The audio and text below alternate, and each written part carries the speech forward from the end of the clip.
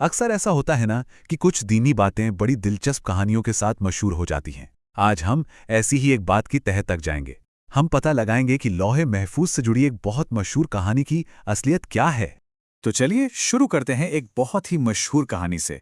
ये वो कहानी है जो हजरत मूसा और एक चमत्कारी खाने से जुड़ी है।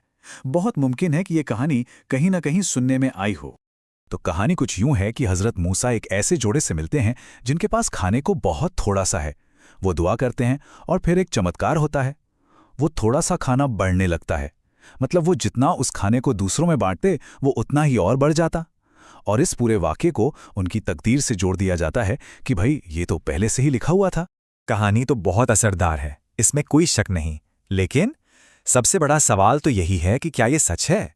और बस यही आज की हमारी पड़ताल का सेंटर पॉइंट है। आखिर ये कहानी आई कहाँ से?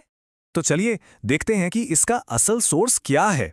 ये समझना बहुत जरूरी है कि कौन सी बात लोक कथा है और कौन सी बात मजहबी किताबों से ली गई है। और यहीं पर एक बहुत बहुत चौंकाने वाली बात सामने आती है। जो एक्सपर्ट्स हैं उनका साफ कहना है कि ये कहानी न तो कुरान में मिलती है और न ही किसी सही हदीस की किताब में। मतलब इसका दीनी किताबों से कोई लेना देना ही नहीं है। तो सवाल उठता है कि अगर ये दीनी किताबों में नहीं है तो फिर आई कहाँ से? देखिए, अक्सर ऐसी कहानियां या तो पुरानी रिवायतों से आती हैं जिन्हें इसराइलियात कहते हैं, या फिर किस्से कहानियों के दौर से चली आ रही होती हैं। कभी कभी ये कमज़ोर या मनगढ़ंत रिवायतें भी होती हैं जो लोग सुनते सुनाते आगे बढ़ा देते हैं और धीरे धीरे उन्हें सच मान लिया जाता है। अच्छा, तो अगर वो कहानी इसका सही मतलब नहीं बताती तो फिर कुरान में लौहे महफूज का जिक्र क्यों आया है? इसका असली मतलब है क्या? तो देखिए, सबसे अहम बात यह है कि कुरान में लौहे महफूज को एक महफूज तख्ती यानी प्रिजर्व्ड टैबलेट कहा गया है। ये एक ऐसी पाक और महफूज जगह है जहां शैतान की कोई दखलंदाजी हो ही नहीं सकती, और कुरान वहीं से नाजिल हुआ यानी उतारा गया।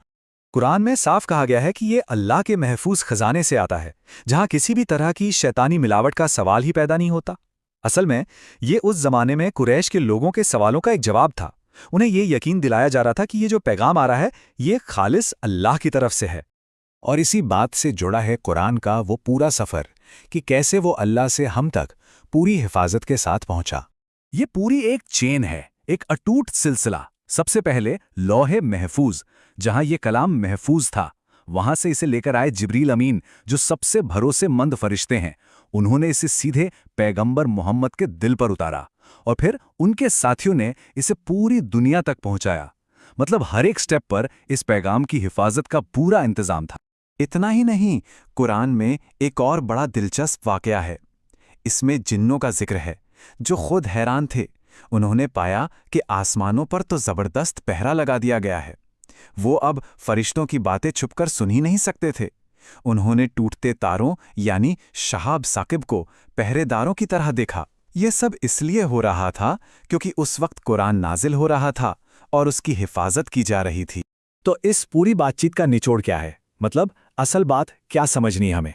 देखिए, जो सबसे बड़ी बात है वो ये है कि कुरान में लौहे महफूज का जिक्र किसी की किस्मत या तकदीर लिखने के लिए नहीं आया है। इसका सिर्फ और सिर्फ एक मकसद है, ये साबित करना कि अल्लाह का पैगाम बिल्कुल पाक, खालिस और असली है और इसमें किसी भी तरह की कोई मिलावट नहीं है। और ये पूरी बातचीत हमें एक बहुत ही ज़रूरी सवाल पर लाकर छोड़ती है। वो सवाल ये है कि दीनी मामलों में किसी भी बात के सोर्स को, उसकी असलियत को जांचना परखना इतना ज़रूरी क्यों है। ये वाकया हमें यही सिखाता है कि कोई भी बात मानने से पहले उसके सही सोर्स तक पहुंचना कितना अहम है। और ये उसूल सिर्फ इसी एक मसले के लिए नहीं बल्कि हर दीनी बात के लिए लागू होता है।